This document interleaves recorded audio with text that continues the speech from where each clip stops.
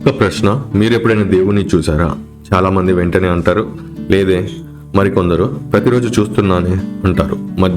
ఇద్దరిలో ఎవరు నిజం చెప్తున్నారు? బహుశా ప్రశ్నలోనే చిన్న పొరపాటు ఉండొచ్చు. దేవుణ్ణి చూడడం అంటే కళ్ళతో చూడడమేనా, లేక దానికి ఇంకో అర్థం ఉందా? ఈరోజు మనం దాని గురించి ఆలోచిద్దాం. మనం చూడటం అంటే ఏమనుకుంటాం?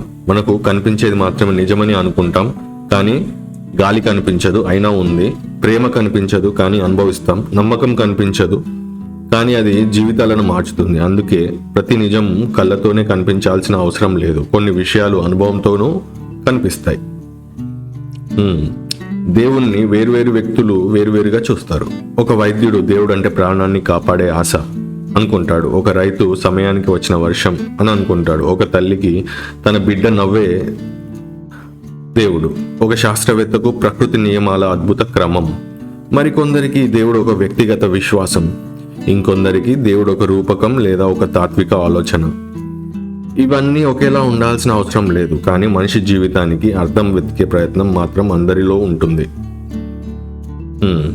దేవుణ్ణి చూడటం అంటే బహుశా ఒక అద్భుతం చూడడం మాత్రమే కాకపోవచ్చు. బాధలో కూడా ఆశను కోల్పోకపోవడం, ద్వేషానికి బదులు క్షమించడం, అవకాశం ఉన్నా మోసం చేయకపోవడం, ఎవరు చూడకపోయినా నిజాయితీగా ఉండడం, ఆకలితో ఉన్నవారికి భోజనం పెట్టడం, ఏడుస్తున్న వారికి ఓదార్చడం.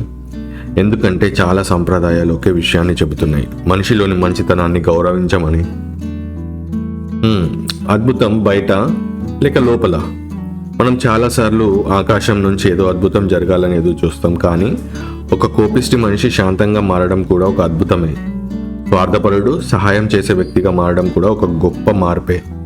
నిరాశలో ఉన్నవారు మళ్ళీ జీవితంపై ఆశ పెంచుకోవడం కూడా విశేషమే. ఈ మార్పులను కొంతమంది దైవ కృపగా చూస్తారు, మరికొందరు మనిషి సంకల్ప శక్తిగా చూస్తారు. ఏ దృక్కోణమైనా ఆ మార్పు విలువైనదే. అయితే చివరికి ముఖ్యమైనది ఏమిటి? బహుశా దేవుణ్ణి చూడటం అంటే కేవలం ఒక రూపాన్ని చూడటం కాదు, జీవితంలోని విలువలను గుర్తించడం, కృతజ్ఞతను అనుభవించడం, ఇతరుల పట్ల ప్రేమ చూపించడం, నిజాయితీగా జీవించడం. మీ నమ్మకం ఏదైనా కావచ్చు, కానీ మీ వల్ల ఇంకొకరి జీవితం కొంచెమైనా మెరుగైతే అది గొప్ప విషయం.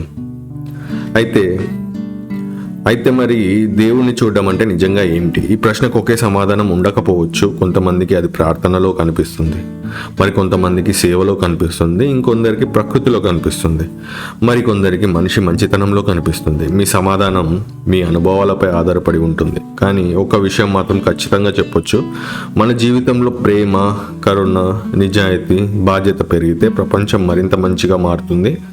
అదే ఈ ప్రశ్న మనకు నేర్పే గొప్ప పాఠం కావచ్చు. ఈ వీడియో మీకు ఆలోచింపజేసి ఉంటే లైక్ చేయండి. ఇలాంటి life philosophy, personal ethics, self development వీడియోల కోసం మా ఛానల్ను సబ్స్క్రైబ్ చేయండి. కమెంట్స్లో మీ అభిప్రాయం పంచుకోండి. మీ దృష్టిలో దేవుణ్ణి చూడడం అంటే ఏమిటి? ఒకరి నమ్మకాన్ని మరొకరు గౌరవిస్తూ మర్యాదపూర్వకంగా చర్చిద్దాం. అదే మంచి సంభాషణకు, మంచి సమాజానికి పునాది. ధన్యవాదాలు.